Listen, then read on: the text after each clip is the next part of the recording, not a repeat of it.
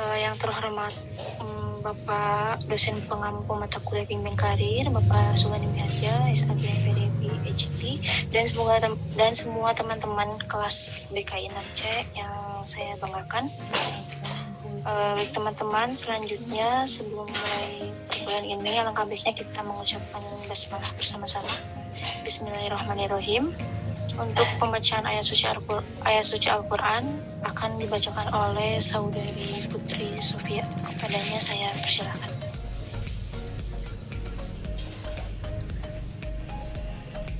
Terima kasih kepada Ibu PJ yang telah mempersilahkan saya. A'udzu billahi minasyaitonir rajim. Bismillahirrahmanirrahim. Orang akan diangkat derajatnya karena pengetahuan bagaimana janji Allah pada orang-orang yang beriman. Dan hari ini kesempatan berilmu Allah berikan kepada kita, dan ini sekitar 35 orang yang sudah hadir. Semoga yang belum hadir ini Allah beri kesehatan dan bisa diberi kekuatan bergabung di dalam grup ini. Kemudian kita libur lama gitu ya, untuk bisa langsung kepada suasana belajar, atau lebih ini belajarnya masih virtual gitu. Jadi ini kita mintakan ini semua ini dalam keadaan on cam ya, supaya memang kita yakin sedang belajar ya, tidak ada di ruangan masing-masing dalam kamera yang terbuka. Ini bajunya siap gitu ya, ada kertasnya, ada pensilnya untuk kita tulis apa yang menjadi topik pembicaraan kita. Kemudian untuk absen di samping ada tadi Ibu juga diagnostikasi ya, real time. Topik kita ini berkaitan dengan society 5.0. Tentu ini isu yang boleh jadi bagi kita itu, bagi milenial itu isu yang memang sudah menghampiri gitu ya, walaupun mungkin tidak begitu banyak. Kenyataannya bahwa kita berada di mana saja, termasuk di tengah hutan, termasuk di puncak sana, bahwa society 5.0 ini ada pada diri kita. Setidaknya nih kita kuliah ini sudah menggunakan teknologi itu. Tapi kemudian menjadi meluas pada saat misalnya membeli, pada saat punya uang digital gitu ya, pada saat berdagang misalnya kan, termasuk pada saat melakukan counseling gitu. Apakah menggunakan aplikasi kemudian di-share di website kan gitu, atau melakukan suatu dating tentang kapan kita ini akan counseling, berapa banyak, topiknya apa gitu. Maka ini harus berbeda dengan SDM counseling generasi sebelumnya dengan generasi Z ini. Bagi lulusan baru ini, fresh graduate nanti ya tahun 2023 insya Allah menjadi sarjana gitu. Nah itu konselingnya itu mesti modern gitu, mesti kekinian ya kan, karena usernya kekinian, konselornya juga kekinian, sehingga nanti akan jadi beberapa generasi, beberapa metode dalam konseling, dan yang dipandang canggih gitu ya, dipandang update itu adalah generasi Z ini. Topik kita tentang bagaimana detik dari pengaruhnya, maknanya, manfaatnya, dan kesiapan kita sendiri berkaitan dengan menjadi pelaku dalam society 5.0 ini akan dibicarakan oleh teman kita yang forum-forumnya super oke gitu ya, pertanyaannya juga super oke. Dan ini tentu kita penasaran, kita menunggu kan, senang sekali kan, kita menjadi kegembiraan, punya semangat gitu, dan kita juga membayangkan bagaimana hari-hari kita itu berikutnya adalah hari-hari kebahagiaan, hari-hari yang penuh kebermanfaatan dan memberikan kontribusi pada kehidupan, kira-kira begitu ya. Karena kita bagian dari pelaku teknologi, bagian dari pelaku kehidupan di dalam konteks ini. Maka pembicaraan ini menjadi kita tidak bisa keluar dari kepentingan bagi manusia teknologi, kepentingan dari manusia society pada 5.0 ini. fakta dunia industri dan informasi yang dengan pesat berekspansi mendorong manusia untuk terus berinovasi. Namun, revolusi industri 4.0 dengan kecanggihan teknologi yang mampu mengakselerasi perkembangan industri nyatanya juga berdampak pada demoralisasi, pergeseran norma dan tradisi. Narasi Society 5.0 muncul dengan konsep kehidupan yang berbasis teknologi dan berpusat pada manusia. Manusia diposisikan sebagai pemegang kemudi atas perkembangan teknologi, sehingga dibutuhkan sumber daya manusia atau SDM yang tidak hanya unggul dalam akademik dan keterampilan, namun juga etika dan kepribadian. Sebab, jika teknologi dibiarkan berkembang di luar kendali yang baik, justru dapat mengancam kehidupan. Lalu, era Society 5.0 diartikan sebagai masyarakat yang berorientasi pada keseimbangan antara kemajuan ekonomi, pemecahan masalah sosial melalui integrasi ruang virtual dan ruang fisik. Jika pada di era revolusi industri 4.0 menciptakan layanan nilai baru yang membawa masyarakat kepada kehidupan yang lebih baik, maka daripada era Society 5.0 ini mereka telah mencapai tingkat integrasi yang lebih tinggi antara ruang maya dan ruang nyata. Oleh karena itu, dalam menghadapi era Society 5.0 menjadi tantangan sekaligus peluang bagi Indonesia disertai dengan perkembangan teknologi yang semakin canggih untuk mewujudkan cita-cita tujuan negara Indonesia, yaitu mencerdaskan kehidupan bangsa. Terdapat dua faktor dalam mencapai cita-cita tersebut. Yang pertama yaitu pendidikan dan yang kedua yaitu kebudayaan. Pendidikan digunakan sebagai sarana mempersiapkan dari segi kecerdasan atau intelektual, dan kebudayaan digunakan sebagai sarana penguatan atau soft skill guna membentuk manusia yang unggul dalam menghadapi era Society 5.0 ini. Lalu, ada dinamika era industri dan society. Munculnya era Society 5.0 pertama kali ialah di negara Jepang, merupakan inisiatif politik strategis nasional. Society 5.0 ini berupaya menciptakan nilai baru dan bekerja sama dengan beberapa sistem yang berbeda. Kemudian, merencanakan standarisasi format data, model, arsitektur sistem, serta pengembangan sumber daya manusia berdasarkan dengan SDM sesuai kebutuhan. Selain itu, terdapat juga peningkatan pengembangan intelektual, standarisasi internasional, teknologi pengurusan, sistem Internet of Things atau IoT, teknologi analisis data besar, teknologi kecerdasan buatan, dan lain-lain. Hal tersebut, Jepang diharapkan mampu mendorong daya saing dalam masyarakat super cerdas. Skema dasar Society 5.0 adalah bahwa data dikumpulkan dari dunia nyata dan diproses oleh komputer, dengan hasilnya diterapkan di dunia nyata. Society 5.0 ini memiliki sistem yang dapat beroperasi secara terpadu dan bertujuan untuk menjamin kebahagiaan dan kenyamanan seluruh masyarakat, seperti kenyamanan dalam bidang energi, transportasi, perawatan medis, belanja, pendidikan, pekerjaan, dan rekreasi. Berikut ada gambar domain Society 5.0. Setiap individu secara bersamaan berurusan dengan sektor publik, sipil, dan swasta. Kita pun berada dalam masyarakat yang terikat dalam struktur budaya dan sosial tersebut. Lalu, gambar di sampingnya yaitu pergeseran dari Society 4.0 ke dalam Society 5.0. Society atau masyarakat 5.0 yang dimulai dari Jepang mengimplementasi untuk menjawab krisis revolusi industri pada 4.0. Pada Society 5.0 ini menutupi kelemahannya dengan digitalisasi transformasi masyarakat. Visinya adalah menjadi institusi yang benar-benar berpusat pada manusia, bukan lagi pada teknologi. Lalu, Society mengharapkan kebahagiaan untuk semua orang. Ia membayangkan sebuah masa depan dengan banyak waktu santai daripada jam kerja. Di 2020-30 cukup bekerja 15 jam per minggu. Warga negara harus menerima penghasilan pokok. Sistem agar mempersiapkan rakyat dalam kebebasan waktu, bukan memiliki kerja semata. Semua orang mendapat pekerjaan dengan waktu yang fleksibel. Banyak tersedia pekerjaan baru dan orang-orang perlu dilatih untuk mengisi pekerjaan ini sesuai realitas pada 5.0 ini. Baik, saya kembalikan kepada moderator. Terima kasih.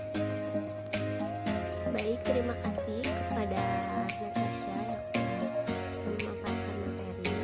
Selanjutnya kepada Lalu saat ini berevolusi menjadi Homo Deus. Homo Deus itu adalah manusia yang menyerupai Tuhan. Maksud di sini bukan menjadi Tuhan, tapi menyerupai Tuhan itu di sini bisa menciptakan. Kita bisa lihat ya sekarang teknologi sangat berkembang begitu cepat. Lalu selanjutnya peluang dan tantangan karir. Globalisasi dan evolusi teknologi digital seperti Internet of Things, kecerdasan buatan, dan robotika membawa perubahan signifikan bagi masyarakat. Lingkungan dan nilai orang menjadi semakin beragam dan kompleks. Evolusi yang cepat dari teknologi informasi dan komunikasi atau ICT membawa perubahan drastis pada masyarakat dan industri. Transformasi digital akan menciptakan nilai baru dan menjadi pilar kebijakan industri di banyak negara. Untuk mengantisipasi tren global tersebut, Society 5.0 dipresentasikan sebagai konsep di tengah perkembangan teknologi. Lalu ada kebutuhan psikologis. Bekerja dapat memberi peluang untuk membangun hubungan sosial yang positif, menumbuhkan rasa identitas dan pemaknaan, serta membuat kontribusi sosial. Kerja minimal akan memberi sumber materi untuk penghidupan. Secara optimal, pekerjaan dapat berfungsi sebagai sumber makna, personal fulfillment, pengayaan, kebahagiaan, dan kepuasan yang merupakan elemen utama dari kesejahteraan subjektif. Dan dalam persaingan global, era ASEAN Single Community tahun 2015 menyebabkan lulusan harus siap bersaing dalam area yang lebih luas. Banyak perusahaan menginginkan tenaga kerja S1 yang terserap matang secara konsep, memiliki kesiapan keterampilan praktik, serta memiliki kesiapan dan kompetensi kerja yang matang. Lalu ada pengaruh kuat pada pasar kerja saat ini. Ada dua pengaruh yang kuat pada pasar kerja saat ini, yaitu inovasi teknologi dan globalisasi ekonomi. Williams menggunakan beberapa perubahan pangsa kerja di tahun 2016, yaitu bahwa perkembangan teknologi merupakan faktor pendorong yang luar biasa dalam strategi dan desain pasar kerja. Dengan kemajuan teknologi, beberapa pekerjaan yang dikerjakan oleh manusia hilang dan beralih dikerjakan oleh mesin dan otomatisasi digital. Selain itu, teknologi yang berganti sangat cepat menciptakan tantangan bagi pekerja dapat beradaptasi, menyeleksi, menguasai teknologi yang terbaru yang terkait dengan bidang keahlian pekerjaan. Ya. Lalu selanjutnya ada konsep karir. Konsep karir merupakan suatu proses yang panjang, dimulai proses penyiapan diri sebelum bekerja, saat bekerja, bahkan juga setelah berhenti bekerja. Secara garis besar, makna karir dapat dibedakan menjadi 5. Yang pertama, proses kemajuan yang diperoleh seseorang dalam rentang pengalaman hidupnya, sesuatu yang istimewa atau sering dialami dalam peristiwa yang luar biasa.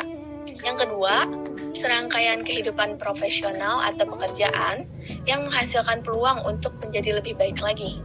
Yang ketiga, konsekuensi dari pilihan kerja atau jurusan, memahami diri sendiri, syarat-syarat untuk sukses dan alasan diantaranya. Yang keempat, serangkaian kombinasi peran yang seseorang mainkan sepanjang hidupnya. Dan yang kelima, serangkaian pengembangan pengalaman kerja seseorang sepanjang waktu yang dilaluinya.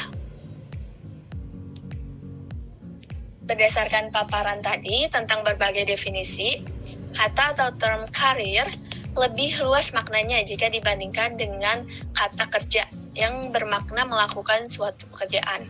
Kata karir mempunyai makna proses kemajuan dari serangkaian perjalanan pengembangan pengalaman kerja seseorang sepanjang waktu yang dilaluinya. Pengertian pengembangan diri adalah suatu kegiatan meningkatkan kemampuan diri berdasarkan pemahaman tentang potensi diri yang positif dan mampu mengangkat kepercayaan diri sehingga dapat merubah keadaan diri dan pada akhirnya dapat memberikan manfaat juga bagi orang lain. Cukup sekian yang bisa saya sampaikan, saya kembalikan kepada moderator. Baik, terima kasih kepada Nabila. Sekarang lanjut ke pemateri Putri Sofia. Baik, terima kasih kepada moderator yang telah mempersilahkan saya. Kebutuhan pengembangan diri dan karir di era Society 5.0 dituntut berkaitan skill sumber daya manusia sekarang, baik soft skill maupun hard skill. Hard skill yang diperlukan seperti basic teknik teknologi, digitalisasi, bahasa Inggris, komunikasi aktif. Adapun kemampuan soft skill yang diperlukan meliputi kognitif, yaitu kreativitas, pemikiran masalah yang kreatif dan logis, fast learner, keterampilan menganalisasi open-minded. Yang selanjutnya ada afeksi. Self-motivated person bisa bekerja dalam tekanan, bersemangat, antusias, suka tantangan, kemauan kuat untuk belajar, dan bertanggung jawab.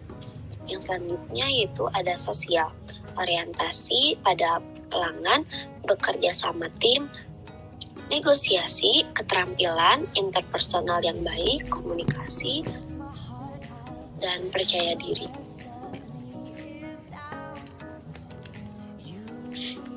Temuan soft skill dan hard skill ini mewakili gambar kebutuhan berkarir di era Society 5.0. Hal ini bersambungan dengan hasil penelitian dari Abdullah tentang mengonstruksikan karir di era borderless workplace, menyebutkan bahwa fase pembangunan karir diawali dengan yang pertama ada fase mencari jalan karir. Ini mencangkup proses individu mencari jalan karir dengan mengikuti arah minatnya. Pada fase ini individu mulai tertarik dengan suatu bidang karir karena referensi informasi yang dimilikinya. Pada masa ini individu mengikuti keinginan, mengikuti arah minatnya, serta mulai mencari hal atau kegiatan apa yang mampu membuat dirinya menemukan arah minat yang dicari. Yang kedua, fase eksplorasi. Ketika minat terhadap suatu pilihan karir dirasa kuat, individu akan melakukan eksplorasi. Pada fase ini, informal mulai ingin memperdalam, mengeksplorasi pilihan karirnya, mencoba bekerja, menjalani suatu profesi misalnya dengan ikut magang kerja ataupun mulai bekerja menjalankan profesinya. Kadang tidak hanya satu profesi yang dicoba sumber motivasi untuk mencoba suatu profesi. Ada yang didorong oleh keinginan diri atau ajakan teman untuk memanfaatkan kesempatan yang ada. Yang ketiga yaitu penetapan pilihan karir atau pengambilan keputusan karir jalan non-konvensional.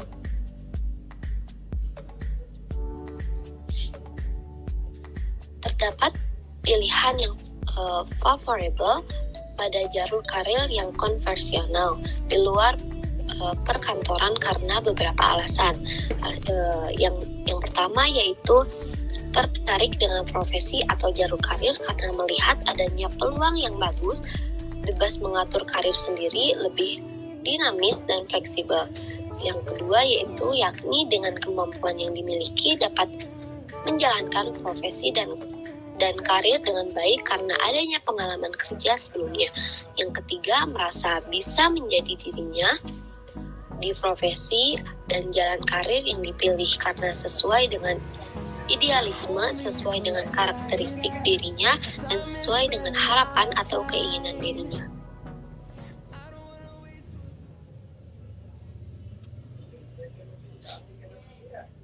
Berdasarkan penelitian yang diperoleh oleh Colin, mengilustrasikan tantangan mempelajari karir. Karir bukan hanya merupakan sebuah konsep, namun sebuah konstruk dan sebuah pengalaman hidup dan merupakan sesuatu yang kompleks, berbeda, multimedia, nasional, dan dinamis. Mungkin sekian pemaparan dari materi tentang tantangan dan peluang karir pada era Society 5.0. Selanjutnya, kesimpulan dari materi ini yaitu untuk menyiapkan generasi menghadapi era Society 5.0, peningkatan mutu dan kualitas sumber daya manusia sangatlah diperlukan. Mencetak sumber daya manusia agar tidak hanya unggul dalam akademik dan keterampilan, namun juga unggul dalam etika, moral, dan kepribadian. Pembentukan sumber daya manusia tentu tak lepas dari proses pendidikan. Dalam hal ini, kita dapat berkaca pada histori negeri-negeri yang telah mumpuni mempelajari cara yang mereka lalui dan menyusun strategi bagaimana agar mampu menjadi terdepan dalam bidang ini. Oleh karena itu, sebagai seorang muslim, mengajak para pembaca untuk melihat kembali sejarah peradaban Islam yang pernah mencapai masa kegemilangannya. Fakta sejarah memperlihatkan bahwa Islam pernah menduduki masa adinanya, menyusup dalam bidang sains dan teknologi. Peluang dan tantangan karir bukan hanya merupakan sebuah konsep, namun sebuah konstruk dan sebuah pengalaman hidup dan merupakan sesuatu yang kompleks, berbeda, multidimensional dan dinamis. Kesemuanya secara praktis memerlukan soft skill, hard skill yang sesuai dan disiapkan serta diasah terus. Terima kasih, sekian dari saya kembalikan kepada moderator. Baik, terima kasih kepada Putri Sophia yang telah memberikan materi serta memberikan kesimpulan. Oke, kepada teman-teman, ada yang ingin bertanya, dipersilahkan untuk berkomentar di room chat.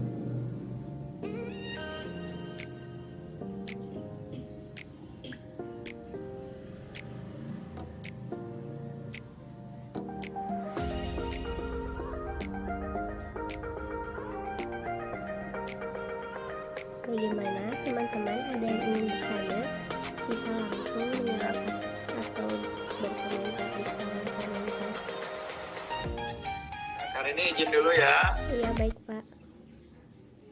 Kita ada kuis dulu. Oh, baik Pak. Siap ya. Ada beberapa teman kita yang kita beri kesempatan untuk menjawab pertanyaan kuis ya. Baik Pak.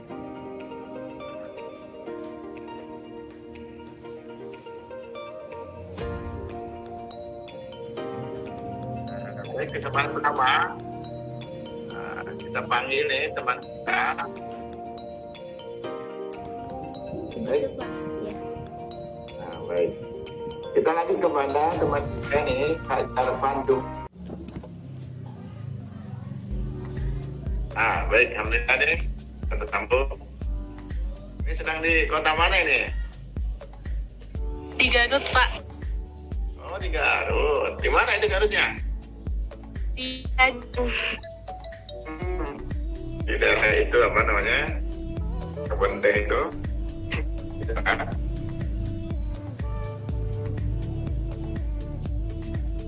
Di Batu Tumpang di mana tiganya? Nah, iya, dekat ke Batu Tumpang. Tempat daerah wisata itu ya. Nah, tapi ada sinyal di Batu Tumpang ini benar? Ada Pak, ya, paling 10 menitan Pak kalau dari rumah. Sebelumnya ya berarti ya. Ya. Nah, baik, teman kita tadi itu sudah bilang ada namanya soft skill, ada namanya hard skill ya. Itu keterampilan yang mesti kita perjuangkan dan kita tingkatkan, lalu kita jadikan menjadi suatu kebiasaan ya kan dalam komunikasi sumber daya manusia era kita sekarang ini. Yang jadi soal itu, apa saja yang menurut Kak Resma itu sebagai soft skill yang itu sangat urgent gitu ya. Saya harus belajar itu, saya harus bisa itu, saya harus berebut teknologi itu. Apa itu nama-nama itu?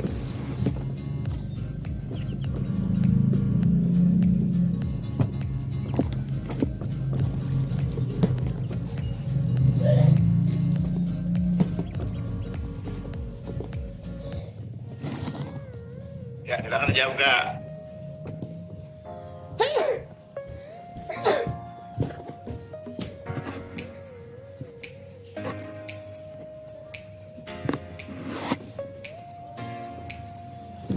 Baik, Bapak.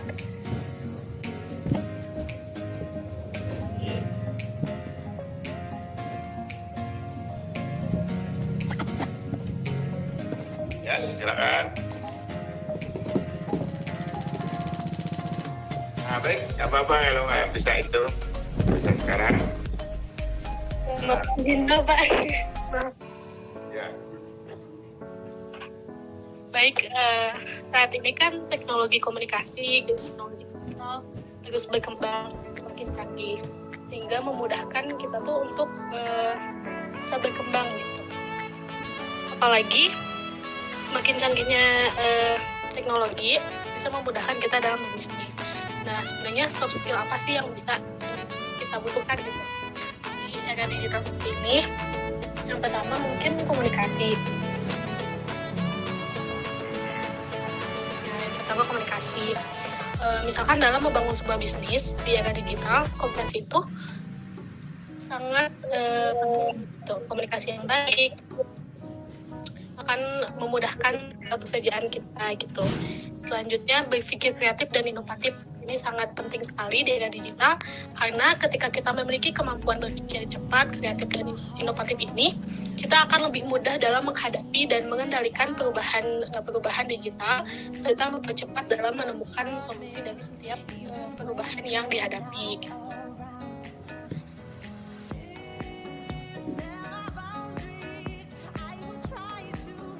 Cukup kayak Ya mungkin Pak itu soft skill yang paling penting sih itu Pak, melek informasi, melek teknologi gitu, karena semakin kita melek perubahan teknologi itu semakin mempermudah kita dalam mengembangkan diri kita, mengembangkan bisnis kita.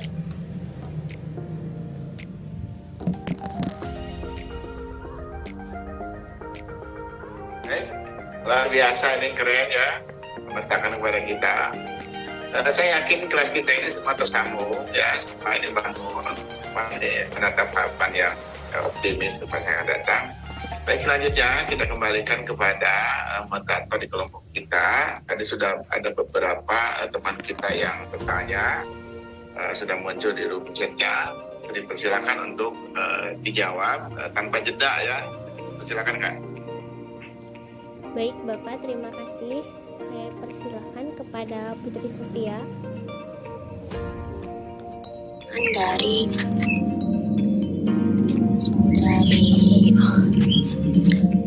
Nadia Nuraini dan Nadia Eka, mungkin ya pertanyaannya tidak jauh beda. Apa yang harus disiapkan oleh kaum milenial sekarang untuk menghadapi era society 5.0? Mungkin hal yang harus disiapkan untuk menghadapi era society 5.0 ini yaitu terdapat 3 kemampuan utama dalam menghadapi era society 5.0, yaitu kemampuan memecahkan masalah kompleks dan dapat menjadi problem solver bagi dirinya serta orang banyak, kemampuan untuk berpikir secara kritis bukan hanya sekedar dalam kelas namun juga dalam kehidupan kemasyarakatan dan lingkungannya sekitar agar timbul kepekaan sosial serta kemampuan untuk berkreativitas. Dan selain itu, dalam menghadapi era society 5.0, dunia pendidikan berperan penting dalam meningkatkan kualitas sumber daya manusia. Selain pendidikan, beberapa elemen dan pemangku kepentingan seperti pemerintah, organisasi masyarakat, dan seluruh masyarakat juga turut adil dalam menyambut era Society 5.0. Mungkin sekian dari saya. Terima kasih. Baik, sama-sama Putra Sophia. Pada Nabila.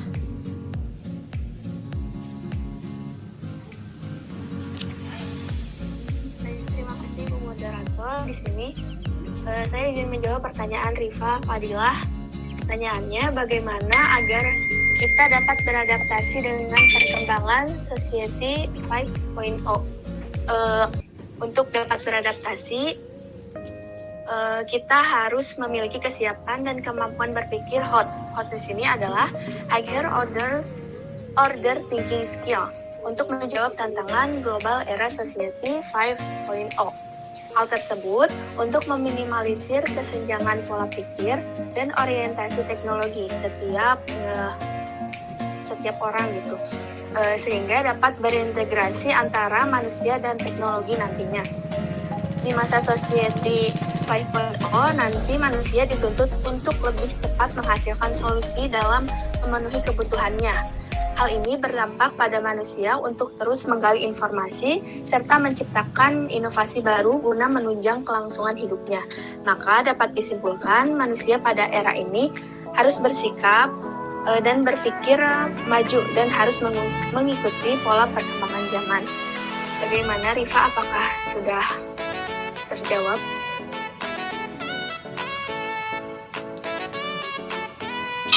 Ya, baik, terima kasih atas jawabannya.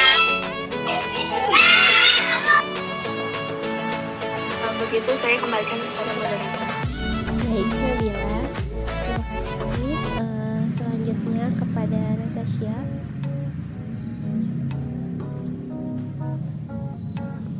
Baik, terima kasih moderator.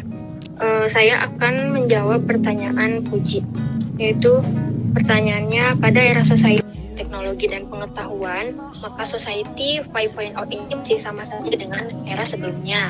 Pada satu sisi dapat menghilangkan lapangan kerja yang telah ada, namun juga mampu menciptakan lapangan kerja baru. Langkah yang seharusnya dilakukan dalam menyiapkan sumber daya manusia ini, Indonesia selain memperkuat kualitas pendidikan dan kompetensi bagi mahasiswa, campur tangan dari berbagai pihak sangat diperlukan dalam menyiapkan SDM unggul dan bersaing. Di era Society 5.0 ini akan sulit jika hanya mengandalkan lembaga pendidikan saja. Elemen masyarakat dan pemangku kepentingan harus terlibat di dalamnya, mulai dari pemerintah pusat dan daerah, organisasi nirlaba dan masyarakat. Nah, untuk contohnya misalkan caranya adalah taruh saja mahasiswa lulusan dari manajemen ataupun ekonomi. Dia kan sudah belajar mencari inovasi dan kreativitas. Nah, lalu si mahasiswa manajemen atau ekonomi tersebut membuka sebuah usaha dengan mengikuti perkembangan sekarang, yaitu berkembang di teknologi 5.0 yang serba digital. Nah, misalkan mahasiswa itu membuka usaha kayak misalkan menggunakan teknologi Shopee ataupun yang lainnya, dan berkembang di dalam usaha kebutuhan pokok yang utama yang tidak akan ada habisnya di masa sekarang, yaitu seperti fashion atau makanan. Lalu setelah seiring berjalannya waktu, pada mahasiswa tersebut misalkan hanya mempunyai karyawan atau partner hanya 1-2 saja. Nah, seiring berjalannya waktu setelah berkembang, maka dia bisa merekrut orang-orang yang pengangguran itu untuk menjadi karyawannya, karena di dalam waktu tersebut misalkan perusahaan itu telah berkembang secara pesat. Jadi walaupun begitu, pada era sebelumnya dan sekarang yang berkembang di dalam teknologi, kedua-duanya bisa berdampingan dan akan selaras. Begitu, apakah terjawab, Puji? Sudah sangat terjawab, terima kasih. Ya, sama-sama. Baik, terima kasih kepada Natasha dan teman-teman yang telah bertanya. Adakah teman-teman ingin menanggapi mengenai pertanyaan tersebut atau materi yang tadi kami sampaikan?